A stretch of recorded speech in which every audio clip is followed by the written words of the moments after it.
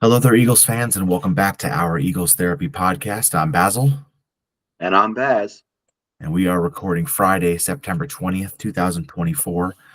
Coming out with you a late episode in the week. I guess it's a normal scheduled episode for our previews, but we didn't get to do a recap. As you guys saw last week when we did our preview for the dreaded Falcons game.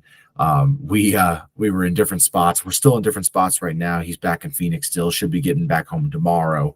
So we'll get back to normal next week on our regular schedule and everything like that. But for this week, we had to kind of skip our recap. It's just hard to find time, work, and with family and everything like that going on. So we'll get back to that next week, I'm sure. Right, Dad?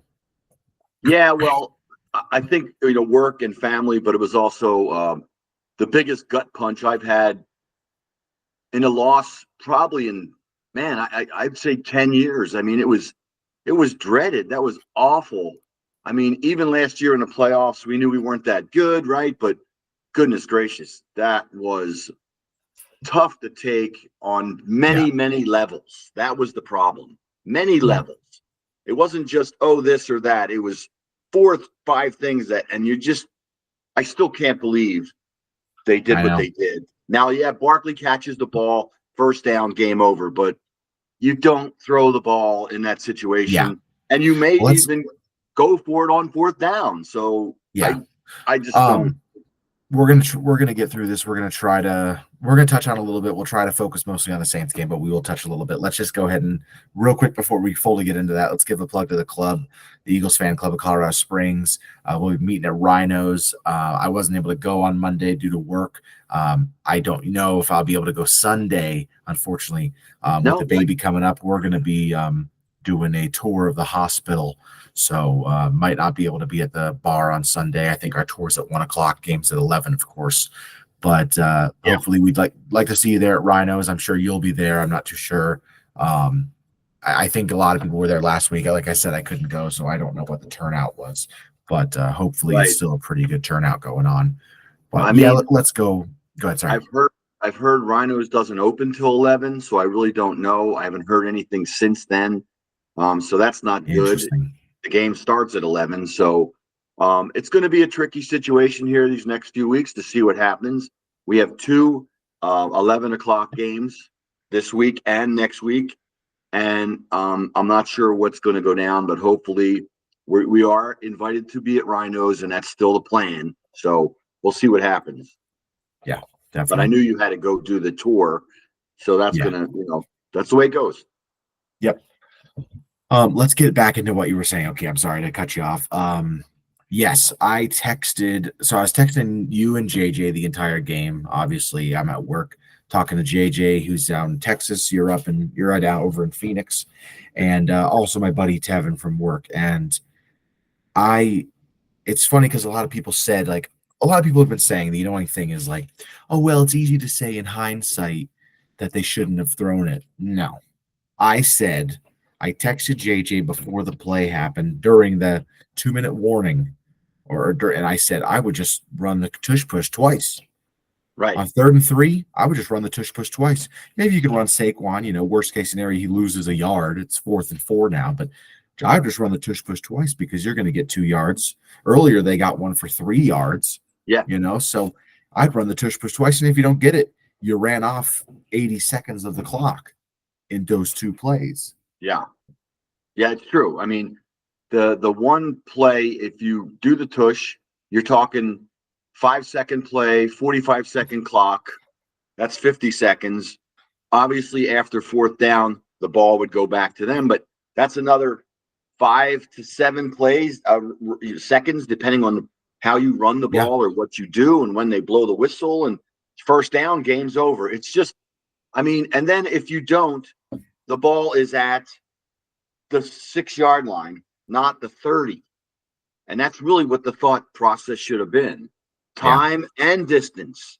So if they get Yeah. a passing play on the first down and get to the 30, right? Not to the 50. I mean, there's just, I don't know. There's so many variables that you look at and you go, I don't understand it. I mean, to me, run it twice, get the first down. You can't get 3 yards. You don't deserve to win the damn game. You're at home. You got the clock. You got everything in your favor. Throwing the Yeah. ball was the worst position that you could, the worst Yeah. option you chose. Yeah. But And I hate to be negative, but that's the way it went. it's hard, but you can't not be negative. I mean, that was atrocious. I Yeah, mean, you can't call the pass play. And I'm not saying right. this in hindsight. You can't call the pass play before they Exactly. call the pass. I'm saying that from before the game started. I would have said that. And You you win can't the call that. game. You win the game. You're 2-0 in your conference. 2-0 in your conference. That's like the third Yeah. playoff scenario. You got to take that. If you're playing an AFC team, it's different. But 2-0 in a conference after 2 weeks is a huge push. Yeah, So especially on a weekend that Dallas lost to an a conference play team, the yes, Saints. The yes, Niners lost to a conference team, the Vikings. They're yes, 0-1 in the conference. We'd be 2-0. It's just you exactly. can't. Yeah, It's unfathomable that how yes, the effects that this game can have on the yes, rest of the season. yeah. But I mean, we just need to get our collective crap together because Yeah, the defense was atrocious. But I know it's you'll get into horrible. that. Yeah. The It's guys that terrible. we have for defensive rush stoppers aren't stopping the run. And Yeah, I just don't know what happened. It's and just hopefully I'm this week we can get it fixed. Yeah, I'm sure you and I had the same reaction when Saquon dropped the ball, where I went like I lost breath and I couldn't breathe. I was like, and I don't know if we had the same reaction the next play, but when they ran the kicking unit out, it was showing the play, it was showing this sideline and this coach and da da da, and then out of nowhere I see Jake Elliott and I'm like, oh, what are you doing? Don't, because I knew going up Right. 6, that's not the same. That's the same thing as going up 3. It really doesn't Yeah. matter to me. And I'm Right. just like, I knew we'd lose the game. I said, whoever called Yeah. that, I texted you and everybody. I said, whoever Yeah, you called did. that play needs to be fired because we're about to lose Right. this game. Because Yeah. it's just our defense. Wow, they're bad, and it Well, sucks because it was kind of unfathomable that they would move down the field at such a pace, but you gave them a minute and a half, yeah, instead of and the kickoff 40 goes to the seconds. 30-yard line. The Yes. kickoff goes to the 30-yard line. Yes. Why are we kicking it out of the end zone? Yes. Just Yeah. I would you need take to my kick it. chance on a short kickoff, and Yes. that's another 10 seconds, even if they run it somewhere. Yeah. Just a conglomerate of issues. Just awful. It's one of those games where it's impossible to place blame. You don't know where to do it. The Right. defense is so terrible. You're like, well, I guess it's just we don't have the good enough players, or is it the defensive coach's fault, or is it just the coach? I mean, I said whoever called that play needs to be fired. Nothing has happened yet, but Yeah. they should be. And if it's Sirianni, I was a pretty big push through with Sirianni towards the Right. end of last season. At the end of last season, I thought they should have fired him. And here I am saying again, I think we have to. I mean, he can't allow a pass play to be called there. And then when he does, he doesn't go for it on 4th down. He kicks a field goal, which puts you Right. up by 6. And then, which is, less than 7. And not just that, then he has a kickoff team. I know he's not in charge of the special teams and this and that, but you're the coach. Right. Yeah. He lets the kickoff go out of the end zone. Like, you need to kick it and hit the 20-yard line and dribble so that they can pick it up and have to run. Yeah. It's a waste of time, and it's less yards than being at the 30. It's bad. It's really bad coaching. It's really bad. What am I trying to say? Just the doing of it. Yeah. Well, the defense, no push, no rush, very, very little bit in the way of rushing a concrete quarterback who really couldn't move much at all. I mean, it was just awful. They just let him sit back there and just pick him apart, just like the end of the last season. I don't know what they're going to do. I don't know. I'm yelling blitz your linebackers, but that wasn't going to help because he was throwing it in 2 seconds, 3 seconds. Yeah. Guys are wide open. It's got to be fixed. Let's go. It's early in the season. We still got a long way to go. There's still a bunch of young kids that are still growing, so let's get that going. But and to those be are in the the type of positive mode. things.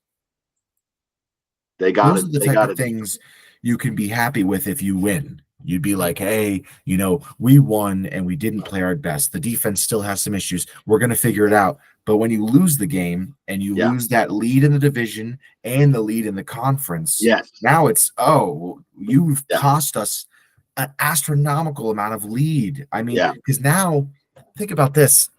I don't want to be too negative and expect losses or anything, but think about this. We lose to the Falcons. in a demoralizing, crushing loss. So now Yes. going into next week, a lot of people say, "Oh, Saquon, he's moved past it," and they've moved past. No, they haven't. They're Right. human beings. They haven't moved past it. They Right. still haven't moved past last season. I've Yeah. noticed, True. and it's hard to sit here and say like, "Oh, it's okay. It's next game." Well, next game is against the Saints, who have looked incredible. Yeah. Now, of course, we know they're not going to be a historical team at the end of the season. Right. It's the regression to the mean. Last year, the Dolphins scored 70 points, and then they scored 17 against us. So things will change, but they're on a hot streak, and we're on a down streak. I Right. mean, this is not. And then after that, who do we play? We got Tampa Bay. Right. And that's another team that's kind of feels like, even though we beat them last year, they've got our number. It feels Right. like they beat us in the playoffs last year. They beat us in the playoffs in 21. They destroyed us in 21 with Tom Brady. Like, it's a team that it's not good. It just doesn't look good. If you get to 1-3, 1-2, 1-3, which I don't think is out of the realm of possibility, you're thinking blowing this thing up, dude. Yeah. Yeah. And it's true. And it's so early for that to be even a thought. But I mean, that's where we are. So, we just got to pull this weekend and hope they change things. And I've mentioned that to somebody. The Saints have scored 40 points twice, whatever it is. But then all of a sudden, the NFL, then they score 5 in this game. And you're like, well, what happened? That's the NFL. So it's just, there's so many things that need to be buttoned up. But I'm just so surprised that our defensive line is letting teams run 8 yards a pop. I mean, it's unfathomable to me. These are guys that are early first round picks, and just, man, we need to see something soon, or who knows what's going to happen. It seemed to me Booker and Milton were the two making the plays. And I've heard some things. He looked good. What? 4 tackles and 17 snaps, I think I heard. Maybe 3 tackles and 17 snaps. Yeah, Booker, and of course, I'm not saying you got to move away from the old guys. You can't. You got to have. No. We have to play with these young guys, first round picks. We got to get them out there. But Thomas Booker, if he's looking good and Milton Williams is looking good, they got to get more time, because I agree. There's just not enough going on. Yeah. But I have one last. Go ahead.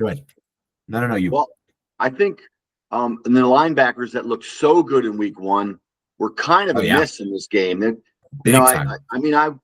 It's so hard in the game and watching and trying to see what's happening, and I really didn't get a chance to go back and rewatch because I'm on the road. But it was tough to just see them kind of disappear. Vaughn had some plays, Nakobe made some plays, but it just seemed like we were on our heels the entire game.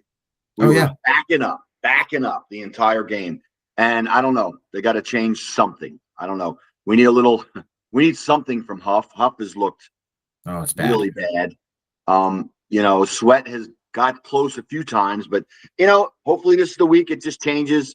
They turn left instead of right and make the tackle. So, but it was it was bad. It was bad. Yeah. Before we move on to talk about the Saints game, I have one last little gripe. This game against the Falcons, and now probably against the Saints and maybe Tampa Bay, we're going to be without AJ Brown. Devontae Smith looks great as always. I thought Covey showed some pretty good promise out there. Got six catches, I believe. Yeah, 26 yards, something like that. I thought he looked pretty good for a player of his caliber. I thought he played really well.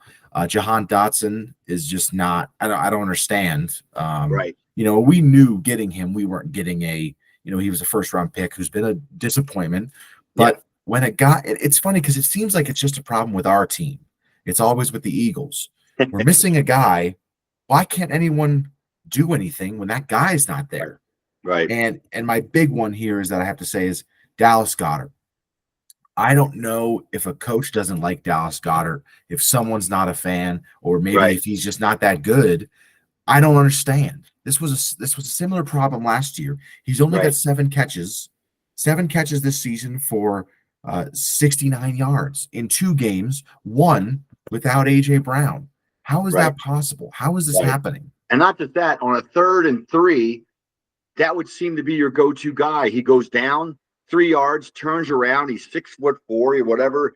It should be just a rifle in his gut, and he just falls back for a first down. And they just don't have that play in their repertoire. They don't have that play in the book, and you're confused to it.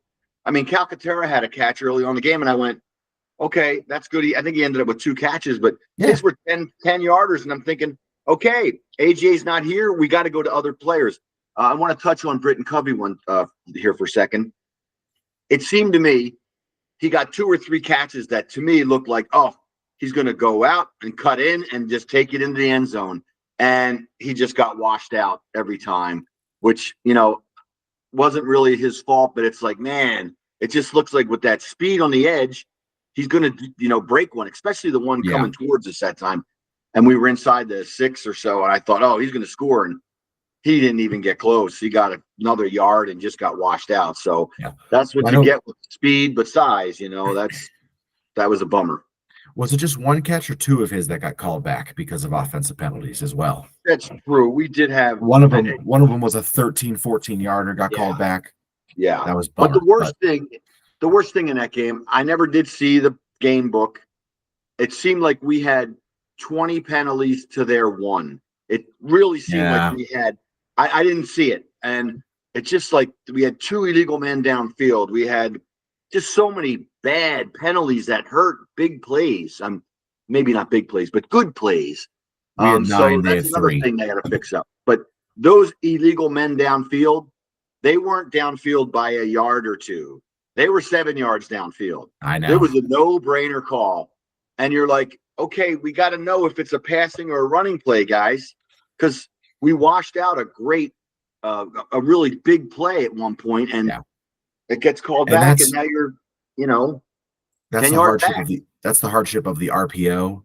And JJ was saying like, oh, we need more RPO, and I'm like, well, RPO is great, but when you do RPO, it's throw quick. And Hurts is like, let's let this develop. Well, now the guys are downfield. Yes, they are. And the offensive linemen, they just think run. They don't know anything about what's happening behind them. They just think they're running. Okay, we spent a little more time on that than expected. Let's give off it now. Okay, you got it. Okay.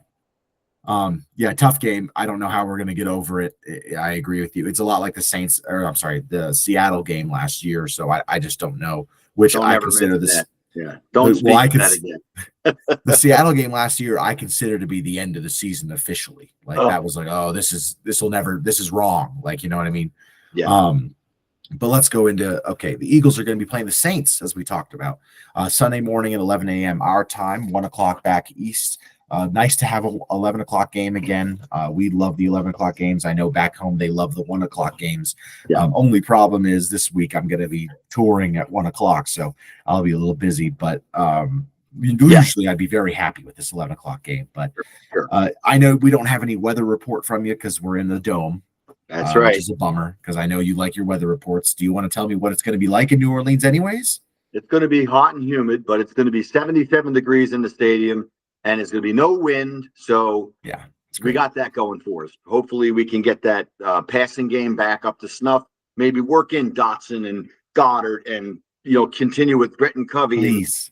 See what we got in Johnny Wilson if he's playing, because that was another thing I wanted to say. These last-minute injury guys, where this coming from? And it's not just us. It's every team this year. Yeah. And it's like so disappointing. You're like, what do you mean he's out? Like, how did he hurt himself? Like, I mean, I heard GJ didn't practice the other night, and I'm like, okay, I saw him in the game. He made that great defensive play on 4th down, which incredible. should have been the game-ending play. Agreed. It's a bummer because that would have been the game. That would have been the play that we talked about. It would have been It would have been the play of the game. It was incredible. What a hit. And here again, you got a safety or a defensive back making a play the defensive line should be making, but that's where we're at right now. So we have to do. That's right. So we all-time record, we do lead, surprisingly. I really, it feels like the Saints have always kind of owned us. All-time record, we lead 19-16. No ties, no draws. We are 6-8 in the last 25, so they lead 8-6 in the last 25 years. Right. Maybe that's what shows it. But also, I know you talked about it. We faced them in the playoffs 4 times, and we're 1-3. Yes, that's kind of maybe where it comes into play in our minds that they kind of owned us recently because beat us in 2014 after the 2013 season with the Nick Foles great season and everything. And that one wasn't as upsetting because it was a good game and we didn't think we were going to be out good at all that season. And we got to the playoffs and we were like, oh, That's right. that's good. But then in 2018 or 2019, but the 2018 season, they beat us after we went up 14-0. And that was the pass that went through AJ's hands and everything interception at the 30-yard line. Yes. Yeah, Alshon's hands and everything. So it feels like they've kind of had our number for a while. We did beat them back in 21 pretty good. We did beat them in 23. We beat them in 23. Didn't we beat them last year? Yeah, we beat them with that safety at the end goal line, and we made them look bad, but then they beat us in the playoffs, and that washed it out. No. I'm sorry. We lost in 23. I'm sorry about that. We lost to them the year we went to the Super Bowl with Gardner Minshew as the quarterback. Okay, you're right. 22. That terrible game. It was New Year's Day. It was New Year's Day 2023. That was one of the worst games I've seen in a long time. It was terrible. Awful. That was awful. That was one of those. Do you have a favorite matchup? I'm sorry.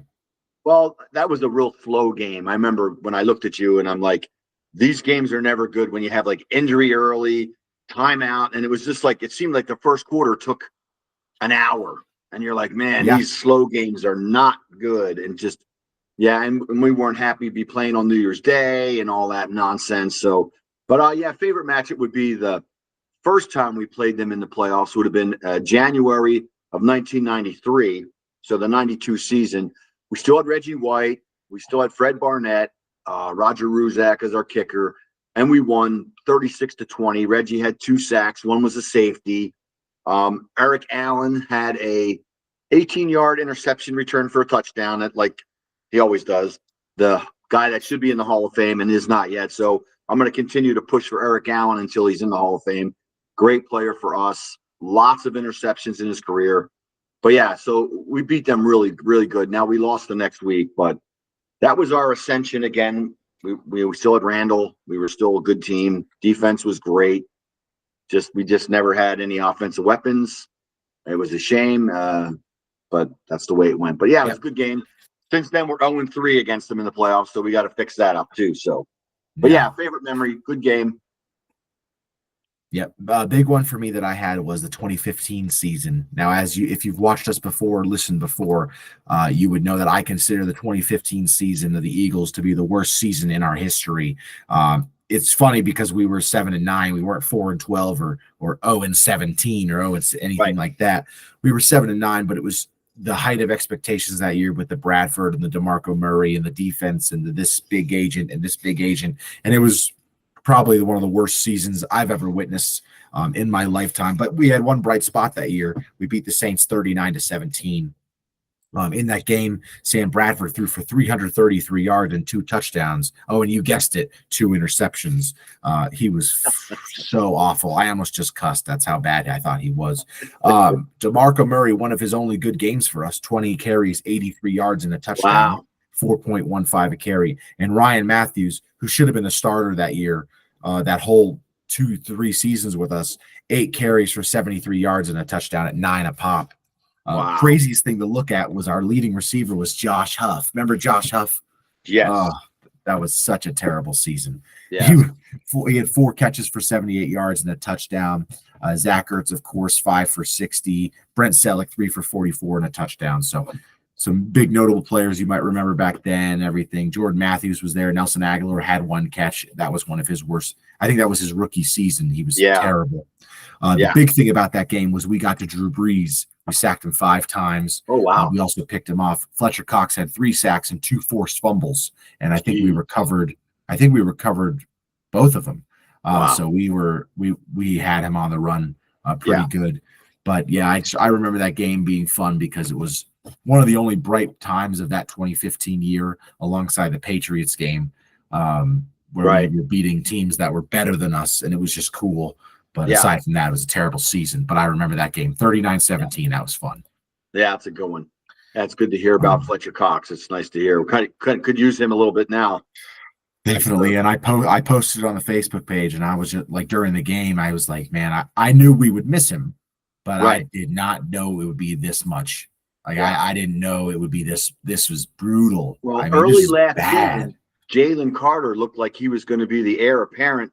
I'm not getting down on the guy, but it's been 2 weeks now, and there's It's only been scary. a few times I've seen him bust through the line. I think once last game where he, got right past his guy. I know he's double teamed, but that means somebody else has got to be open to get in there, and it's just not happening. So hopefully Vic Fangio is working on it as we speak, because we definitely need more of a push. You can't have I don't care who the quarterback is. I don't care. You got to have them move. They can't stand in You their have to. spot, especially if it's a 1, 2, 3, 4, 5 seconds. You got to move them after 2 or 3. They got to be able to move them. Did not happen last week at all. Just awful. The worst thing to see a quarterback do against your team is drop back and go 1, 2, 3, and then be surprised he's not being pressured. Like you'll Right. see the quarterback. It's nice because I can move around here, but you'll see that quarterback and he's okay. Oh, I'm not okay. I have some more time, and you're like, that's the worst thing you can see. Yeah. That's the worst thing you can watch happen against your team. It's true. It's true. Let's go into some key matchups. This brings me right into my key matchup of the game. Perfect segue. I don't have a specific one. It's the entire defense against someone. Yeah. Any single player the defense is playing against, that's the battle, because Right. I don't know what to talk more about being bad, the run defense or the pass defense. I don't know what's worse. Right. I assume the run defense is worse because they're just breaking through the offensive line, or I'm sorry, the defensive line, and that makes that bits more pressure and more energy out of the defensive backs, which will make them worse. But it's just it's complementary football. If you're good in one, you'll be good in the other, and you're bad in both, and that's the problem. I mean, it's just so bad. The thing that I noticed last week was it seemed like early on they were run, and that's never happened against us. And then in the second half, I know they didn't throw for many yards in that first 3 quarters, but they maybe had 160 yards passing in the 3 quarters. And in the fourth quarter, they really didn't run the ball much, but we stopped them. We got the 4th down. We got the ball at the 40, 50, whatever, drove right down the field, put the game away. 3rd and 3, run it twice, get the 1st down, clock's down to 30 seconds, whatever. No, it just throw the ball. And again, I know the ball was in Barkley's hands, but it's not the call. You don't do that. You don't do that play. Yep. So what's your key matchup? That's it's going to be the defense versus Alvin Kamara. You take Kamara out of the game. They got Rashid. They got some of these other guys, but you could take Kamara out of the game, which we have done before. I know several times we've taken him out of the game, and they got to find something else to do. Now, I don't know about Taysom Hill. A lot of times they bring him up and they start running him. And I know he was injured a little bit this week. I'm not sure. He was limited, I think, Thursday, so I'm not sure where he's at. But I looked last week. He didn't really play that much of a role, but he did have a couple sweeps, a couple runs. But that's always my thing because, I'm not a big fan. Kryptonite. He kind of drives me nuts when they let him get that 3rd and 3 1st down, and he's going to run the ball. It just drives me crazy. But shutting down Kamara early, that would be my key. Let's double them, do whatever you got to do, and let's see if we can get Derek Carr on the ground, because last 2 weeks, and I say that every week, we need to get an early blitz, an early sack, an early holding call. We didn't get any holding calls, and that's always my barometer too. Like, give me a holding call early. I don't care if it's good or not, but it changes the game. It changes what they're able to do. Because I did notice a lot of hands to the face last week, which were not called, and it was right on TV screen. I saw at least 3 on offense and defense. Guys getting their heads jammed up. And I'm like, that's a penalty. Hand on the face mask. They didn't call it at all in that game. No. Well, I will say this. Just need one so they stop doing it. I will say this. I think that's another problem with our defense. They are not able to draw penalties. I mean, Bryce Huff, he's not even fighting to look like he's being held. He just looks like, because I will say a big thing about the penalties in the NFL, it's about how you sell it.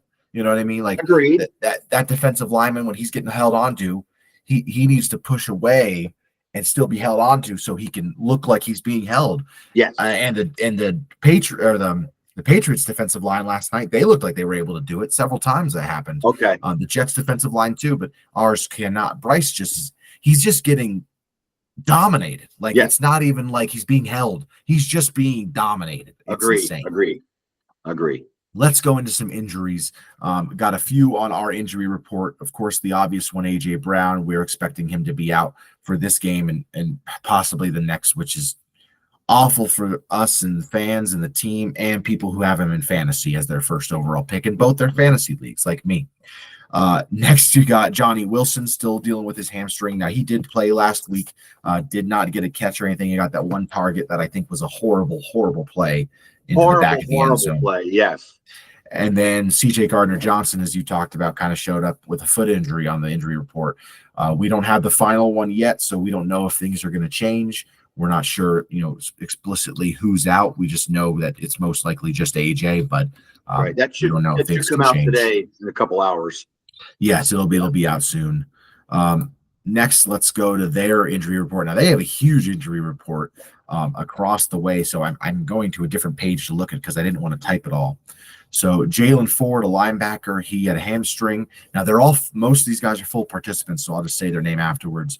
Rashee Rice, full participant. Him I'm struggling with. I have him in fantasy. I want to play him so bad, but I can't play a guy against my team because I can't cheer for him. But it stinks I didn't have him last week in my starting lineup because he destroyed Dallas. But Marshawn Lattimore, limited participant. Talise Fuaga, limited. Tyrann Mathieu, limited. Cedric Wilson Jr., limited. DeMarco Jackson, limited. Kalen Saunders did not participate. Taysom Hill, limited. Landon Young did not participate. Will Harris did not participate. And A.T. Perry, limited participants. So a lot of injuries on their injury report. We'll find out how many of them are actually going to be missing the game.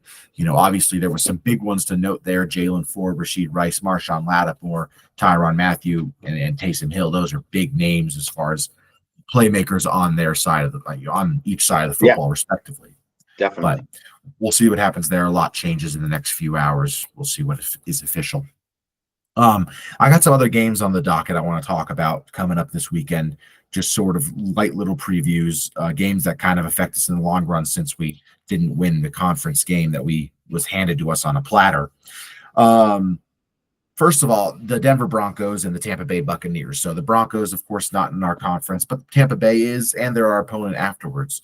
So this is an important game to see kind of what Tampa Bay brings. Are they still consistent? Is Baker still going to play at the same high level? What do you think about that matchup? Well, again, I've watched Denver now the last 2 weeks, watching Bo Nix. Obviously, I live in Colorado, so it's there. He looks okay at times, and at times he looks not so good. So hopefully he can get it together. I would like to see, Denver does have a good pass defense. They got a couple of guys back there that are playing well. So hopefully they can slow Baker down, at least make them a one-dimensional team. Baker has been on a tear since last year, and he's obviously looked good the last 2 games so far. So we'll see what he's got if it continues. Maybe it's a career resurgence for him. I've talked about it before. I used to cheer for him when he was with Cleveland because I liked the way he played. He's a tough guy, but hopefully they can mix it up a little bit and Denver can get their first win, I think, because they've been in some 2 stinker games, but they've had opportunities because the other team wasn't putting much up, but we'll see what happens there, but hopefully they can slow Baker down, at least make him one-dimensional. Next one I got is the Texans and the Vikings. Texans obviously not in the conference, but the Vikings surprising everybody at 2-0 after just beating the Niners last week. What do you have going on that? Unfortunately, I didn't get to see much of the Niners game, but I wish I had now because I didn't expect much from the Vikings either. But they're a scrappy team. They seem to always have something going on. They've got Justin Jefferson. He's amazing. They've got some other playmakers on that team too. So that would be a good one to watch. I don't know if that's in a later game or is that going to be a 1 o'clock or 11? It's a 1 o'clocker. Okay. Yeah, it's 11 o'clock, 1 o'clock. Yeah. I'll have to do the split screen or something if I'm watching that one. But it's going to be a good weekend, hopefully, of football, because I've had 2 weekends where I haven't really had a chance to sit and really examine much, so we'll see what happens this weekend. I was able to watch both of our games, obviously, but Yeah. Yeah, I just haven't been in my home field, so I need to get back and settle in. Definitely. Next, this one's quick. Giants, Browns. I'm just doing the Giants because they're in our division. I don't Yeah, really think we need to spend too much time on that. I think the Browns are going to win that kind of handedly. we'll see if their Yeah, quarterback can do anything because Daniel Jones has been pretty bad, and the Browns quarterback is just they've been terrible too. So hopefully, let's get the Giants 0-3, I guess. yeah, sure. Next one. This one's just kind of jumping up. We didn't talk about this team the last few weeks, but the Seahawks, they're 2-0, looking to go 3-0 because they're playing the Dolphins, who of course are without Tua. And Sure. I mean, what's the thought process there? Seahawks are surprising. The thought process to me there is this weekend you're going to see a lot of those teams that have been bad play good, and the teams that play good play bad. It's just the way it is. Usually week 3 or 4 they start talking about Super Bowl already. It happens every single year, and then all of a sudden a team that's been phenomenal looks like crap. So I mean, I'm looking for that this weekend just to see a Yep. topsy turvy. What do they call that? React Monday or whatever when they and everybody starts talking about, oh, they're going to the Super Bowl. It happens every single year, no matter how many times I bring it up. 3 or 4 weeks from now, they're going to be like, they're going to the Super Bowl, and then they're going to fall apart. So, yeah, that's what I'm looking for this weekend is a couple of those teams to maybe look good and other teams look bad. I just realized I'm not wearing an Eagles shirt. I apologize to all the fans watching. Sorry. I put this on after I did the plunge because I thought I'd be going to the gym in the morning, but I think I'll be going in the afternoon. So I put this on without thinking about it. Sorry. Okay. Next, the Ravens Cowboys. Now, this is a big one, considered by many to be the game of the weekend, of course, because the Cowboys are in it. Yeah. This has been one I kind of want to put some thought into. My coworker, the big Cowboys fan, we do a weekly prediction at work. About 8 or 9 of us put down our predictions for the game and everything like that, and who we think is going to win every week, and we total it up. And at the end of the month, at the end of the year, someone will win something. So this one's big. Ravens are looking to avoid going 0-3, which is huge. Dallas looking to bounce back from a 1-1, and they just lost that game last weekend, embarrassing to the Saints, who we now have to play, of course. Yeah. This is a big one because a lot of people think like, oh, Cowboy. I'm thinking the Cowboys, yeah, they're going to be probably ready to win, but the Ravens, they're going to be doing everything in their power to not go 0-3. So that's the good news for us. Hopefully, they're do everything that in the strength that they have to fight and beat the Cowboys. Right. Well, they always say that teams that start 0-2 have like a 10% chance of making the playoffs, 4% chance. Yeah. You go 0-3, your chances are gone. And this is a team that's been in the AFC Championship game last year, and in the last few years, they've always been there at the end of the season. Oh, yeah. So they go 0-3, they're pretty much buried, especially some of the teams in their division that are playing better. I think Pittsburgh's 2-0. So we'll see what happens. But yeah, that's the other thing is after they play Dallas, they would be playing I think they have the Bengals next, or the Bengals in the next 2 games, right. And let's see, who was it? Who else did they have? Sorry, I had it prepared. It was another good team, the Bills. Okay. So they have the Bills and then the Bengals. So after the Cowboys, they have the Bills and the Bengals. There's an opportunity to start 0-5, which would be unbelievable. They're going to win one of them, of course. Yeah, probably 2 or 3 of them. But so is this game in Dallas? Do we know if it's in Dallas or it's in Baltimore? It's in Dallas. Okay, so so was the Saints game. Yeah, and they look abysmal. Their defensive backs looked awful in that game, and so I mean, we'll see how our defensive backs look in this game. But yeah, that was an anomaly. They just scored every drive. So that's another thing in our matchup with them. We need to stop them 3 and out early. We haven't had that go much for us. We did against the Packers pretty good, but last week there weren't many 3 and outs. So we need that. But we'll see. Yeah, I would say Baltimore's probably going to win the game, but that means that Jackson's got to run for 90 yards. Yeah. Next, we've got the 49ers and Rams. This one's interesting because the 49ers we probably heavily favored going in. They're favored by a little bit over a touchdown. They're favored at 6.5. Problem is they're going in without Deebo Samuel. They're going in without Christian McCaffrey, of course. Yes. And now George Kittle mispracticed the other day, who's my tight end in fantasy. But George Kittle mispracticed. So we don't know what kind of personnel they're going in with. So what I tell you, Baz, you go to the Super Bowl, you win, you lose, players are hurt. They play through that season to get to Yep. the Super Bowl.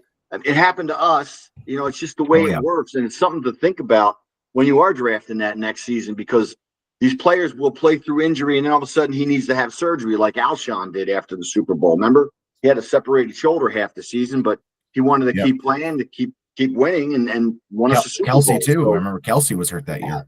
that's that making that run to the Super Bowl is not an easy thing. I mean, obviously, even the Chiefs, who wanted, again, last year they didn't look so good early because they were banged up from the year before. It's just the way it works. So, but yeah, it'd be interesting to watch that game to see. I didn't see if the Niners, how bad the Niners were, of course, because I didn't see that game either because I was working as well. So it's been tough to kind of have that analysis piece. But apparently Purdy looked decent, but they just didn't have the offensive weapons in their games to beat the Minnesota the week before. So we'll see what happens. But you know who I'll be cheering for. Yeah. Next, the Lions. So the last one we'll talk about. Well, Commanders and Bengals. Let's skip past that real quick. Commanders, Bengals. They play Monday night. I don't have anything to say about that. Right. I don't think it's gonna be close at all. So let's go to the Lions and Cardinals. A fun one that I'm interested in seeing what you're thinking. I picked the Lions on my prediction, but it was a struggle because the Cardinals have looked way better than I ever imagined they would this year. Yeah, they blew the first game of the season. They were up 17-3, but last week it was a laugher in the first quarter. They just were scoring every time. It finally showed Harrison Jr. how well he is, what a great player he is, and if you can keep Kyler up on his feet, not standing behind a 6'10" offensive line, being that he's only 5'10", and he can't see the guys that are wide open, because apparently Harrison Jr. was open in that first week of the season for wide open touchdowns, but Kyler couldn't see him. And that's the problem that he had when you have a 5'10" quarterback who they list at 6 foot. So it's kind of silly, but so I'm looking for the Cardinals to keep going. It was fun to watch them last week, and they were just unbelievable. They were just every facet of the game. They were incredible. Yeah, definitely. And I had Kyler Murray in one of my leagues, so that was nice. But nice. Okay, I got nothing else to say about any other games or about our game, just about how horrible last game was. But let's try to get over it, I guess. That's right. I have some other sports we can talk about. So the Sixers, just this morning, Embiid signed a 3-year contract extension with the Sixers. Hopefully he signed a extension with his ankles and his knees so that they will stay healthy longer. Yes. 192.9 million max extension, 3 years, 192.9 million. Nice. I love Embiid. You know that. I just wish he would stop getting injured. But Phillies, they lost a series to the Brewers 2-1. They lost to the Mets last night 10-6. I believe a win tonight secures a playoff spot. Okay. Gets that, like it ensures they are going into the playoffs. Right. I don't know what their number is for like winning the division or top seed or anything, but a win would get them the playoff spot.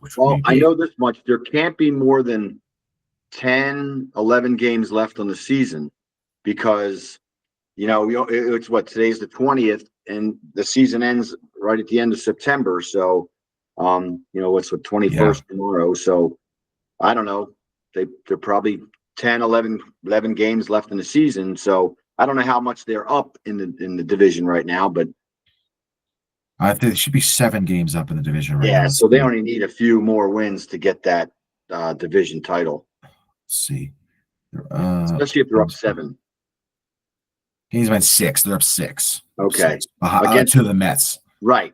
Yeah, so which is why we need to beat the Mets. But yeah, I think the 29th is the last of the regular season. Okay. The 29th is the last game of the regular season. October 1st, of course, begins the playoffs. Okay, so 10 games left, pretty much. Some about, yeah. So they need to win 5 of those. Definitely.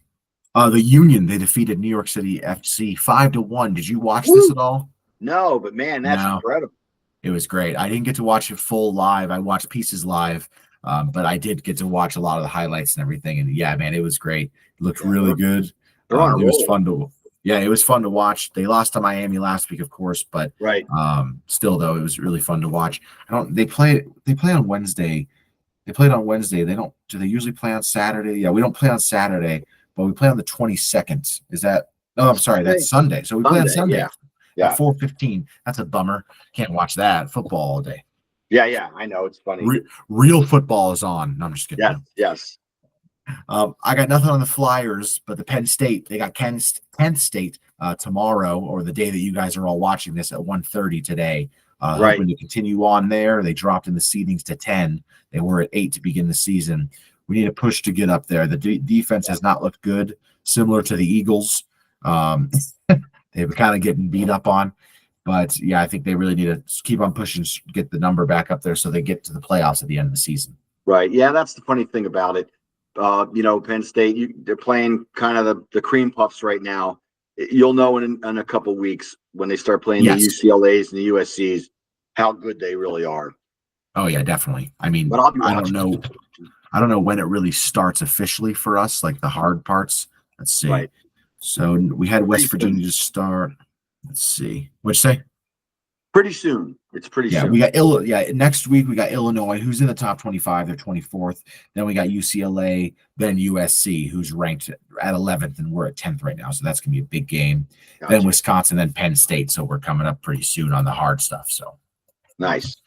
Okay, man. Well, let's go ahead and say goodbye and get you back home to Phoenix for our next, get you back home from Phoenix back to the Springs to get you here to record our next one.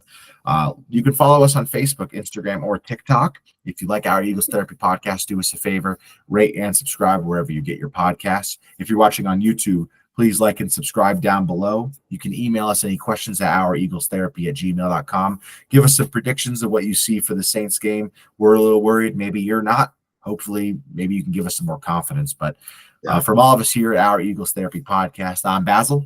And I'm Baz. Go Birds. And fly, Eagle, fly.